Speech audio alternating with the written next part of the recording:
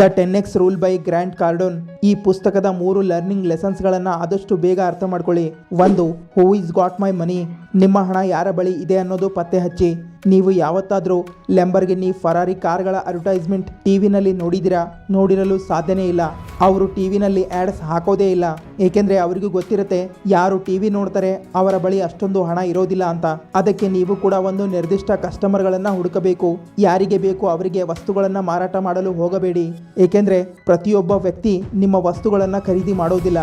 2. Create your own luck. Warren Buffett ಅವರ ಸಂಪತ್ತು ನೋಡಿ ಅವರು ತುಂಬ ಲಕ್ಕಿ ಇದ್ದಾರೆ ಅಂತ ನಿಮಗೂ ಅನಿಸಿರ್ಬೋದು, ಆದರೆ ಆ ಲಕ್ ಕನ್ಸಿಸ್ಟೆನ್ಸಿಯಿಂದ ನಿರ್ಮಾಣ ಆಗಿರೋದು. ಲಕ್ ಆಕಾಶದಿಂದ ಬೀಳೋದಿಲ್ಲ, ಆದರೆ ಅದನ್ನು ಆ್ಯಕ್ಷನ್ಸ್ ಮತ್ತು ಹಾರ್ಡ್ವರ್ಕ್ ಮೂಲಕ ಭೂಮಿ ಮೇಲೆಯೇ ಹುಡುಕಬೇಕಾಗತ್ತೆ.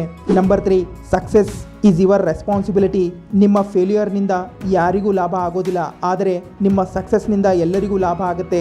ಒಂದು ವೇಳೆ ನೀವು ಸಕ್ಸಸ್ಫುಲ್ ಆದರೆ ನಿಮ್ಮ ಕುಟುಂಬವನ್ನು ಸಪೋರ್ಟ್ ಮಾಡಬಹುದು, ಬೇರೆಯವರಿಗೆ ಇನ್ಸ್ಪೈರ್ ಮಾಡಬಹುದು. ಸಕ್ಸಸ್ಫುಲ್ ಆಗೋದು ಆಯ್ಕೆ ಅಲ್ಲ, ನಿಮ್ಮ ನೈತಿಕ ಜವಾಬ್ದಾರಿಯಾಗಿದೆ. ಇಂತಹದೇ ವಿಡಿಯೋ ನೋಡಲು ಚಾನಲನ್ನು ಸಬ್ಸ್ಕ್ರೈಬ್ ಮಾಡಿ, ಇನ್ಸ್ಟಾ ಪೇಜನ್ನು ಫಾಲೋ ಮಾಡಿ.